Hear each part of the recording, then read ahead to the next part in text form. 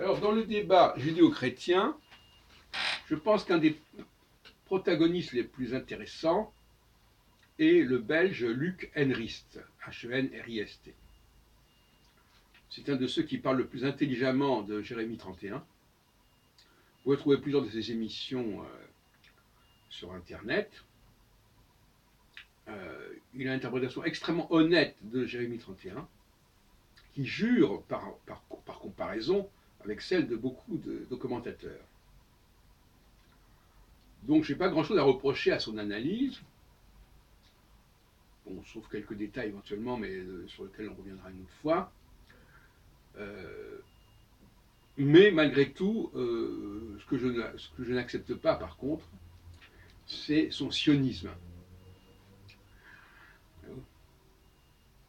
Ce qu'il dit sur Israël et sur le peuple hébreu est très juste, sur le fait que le peuple hébreu se perpétue et ne perd en aucune façon son alliance, ça me paraît extrêmement honnête de sa part. En revanche, quand il parle de la terre promise par Dieu à ce peuple, moi ça me fait doucement rigoler. Hein. Pourquoi voudriez-vous, comme il dit d'ailleurs lui-même, pourquoi voudriez-vous que les 20 000 km² de cet état actuel ait été le but ultime de Dieu par rapport à ce peuple? C'est dérisoire. Le peuple hébreu a besoin de la terre entière pour s'exprimer, pour se déployer. En tout cas, sinon de la terre entière, du moins de l'Europe et du Moyen-Orient, c'est-à-dire le monde blanc.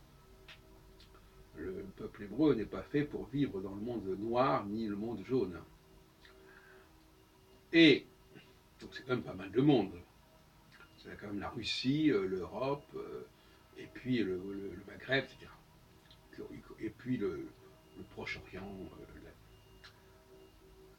qui correspondent plus ou moins au terrain des religions monothéistes, sauf que on sait que l'islam aujourd'hui a beaucoup développé, en Asie, notamment en Indonésie, et qu'il y a plus de musulmans en Asie, en Extrême-Orient, que dans le pays arabe. Vraiment, peu importe.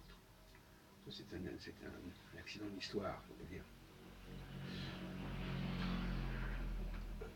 Le monothéisme dont j'ai parlé l'autre jour en disant que le monothéisme c'était en fin de compte un panthéisme quand il n'est pas bien compris. Et là aussi, je ne suivrai pas M. Henrist, parce que pour moi, ce Dieu tout-puissant, omniscient, c'est du panthéisme. Et le Dieu d'Israël doit être un Deus Faber. On est dans l'énothéisme et pas dans le monothéisme. Le monothéisme, ça ne veut rien dire d'ailleurs. Alors, donc finalement, je reviens à l'histoire d'Israël. Moi, je connais bien Israël, je parle hébreu, j'ai vécu en Israël. Mais je ne peux pas imaginer une seconde, d'un point de vue théologique, l'intérêt que Dieu aurait pu porter pour cet endroit. C'est une question purement historique, une invention, effectivement, bon, pour justifier une présence des Hébreux dans cette région. Mais dire que c'est Dieu qui a voulu que les Juifs aillent dans cette région, ça me paraît aberrant et inacceptable, évidemment. C'est même réduire Dieu à une dimension dérisoire.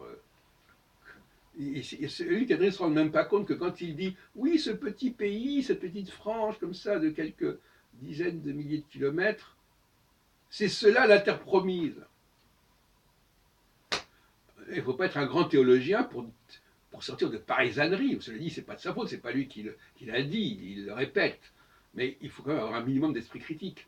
Donc autant, quand il parle de Jérémie 31 et de la centralité du peuple hébreu, il est tout à fait dans le droit fil et il corrige bien des dérives, mais quand il parle de Dieu,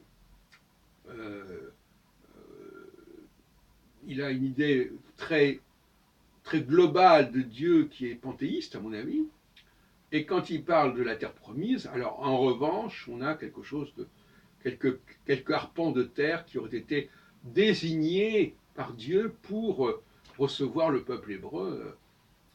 La disproportion est hallucinante, c'est la montagne qui accouche d'une souris.